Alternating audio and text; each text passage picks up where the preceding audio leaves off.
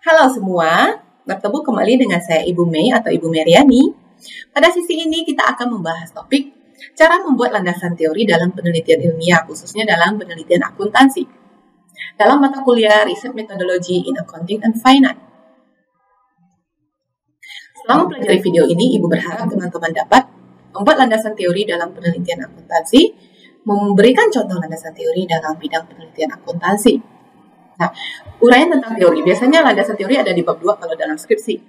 Misalnya tadi, mau meneliti tentang pengaruh gaya kepemimpinan terhadap kualitas sistem informasi akuntansi. Nah, biasanya landasan teori, maka teori yang melandasi penelitian ini dilakukan apa?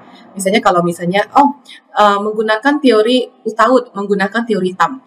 Maka itu yang pertama kali ditulis, landasan teori ya.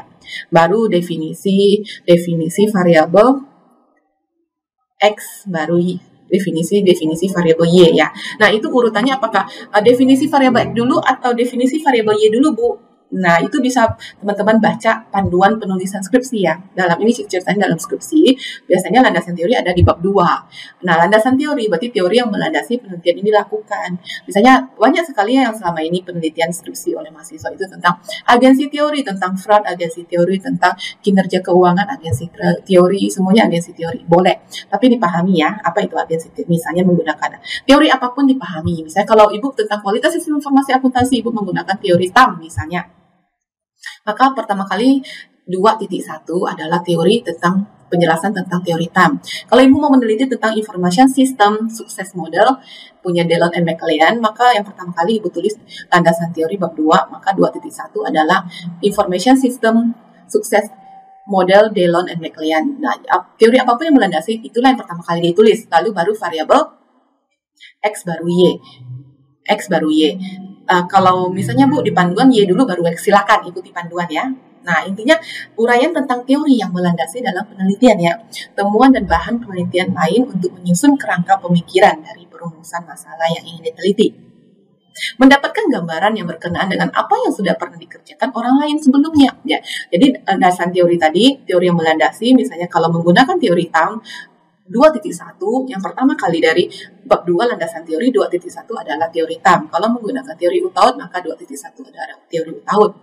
Kalau menggunakan teori Information System Success Model Dellon and McLean maka 2.1 adalah teori Information System Success Model Dellon and McLean. Nah, setelah itu definisi X, definisi Y, semua X, semua Y. Lalu ada yang namanya penelitian sebelumnya. Penelitian sebelumnya memberikan gambaran apa yang sudah dikerjakan orang lain terkait judul ini. Nah, lalu ada kerangka pemikiran. Kerangka pemikiran misalnya tadi pengaruh gaya kepemimpinan terhadap kualitas sistem informasi. Itu adanya di bab 2 ya.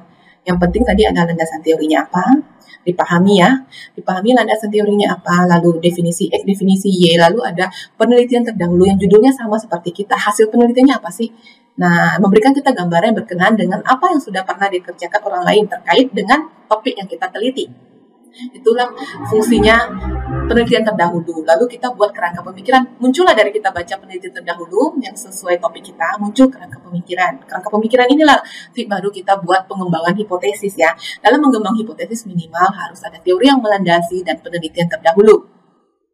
Oke. Nah, ini bagian studi terkait dengan yang diusulkan. Bagaimana studi terkait dengan yang diusulkan tadi ya? Bagaimana studi yang diusulkan akan berkontribusi pada literatur yang ada? Meringkas yang telah dicapai dalam literatur penelitian ini adalah penelitian terdahulu ya. Jadi meringkas yang telah dicapai dalam literatur penelitian itu maksudnya penelitian terdahulu, soroti masalah utama dan kontroversi seputar masalah. Misalnya masalahnya apa sih? Kontroversinya apa? Nah, boleh dipaparkan di bab 2 ya. Nah, ini berikan uraian ilmiah teori, tadi landasan teorinya apa, hubungkan teori-teori yang ada dengan upaya penelitian guna mencapai tujuan dan atau target penelitian. Oke, referensi diambil dari UMA Sekarang 2016, Research Method for Business, Sugiono 2017, Metode Kuantitatif Penelitian Kuantitatif. Demikian video ini, semoga bermanfaat. Sampai ketemu di video berikutnya, tetap semangat mencapai impian dan cita-cita. Sampai jumpa, bye-bye.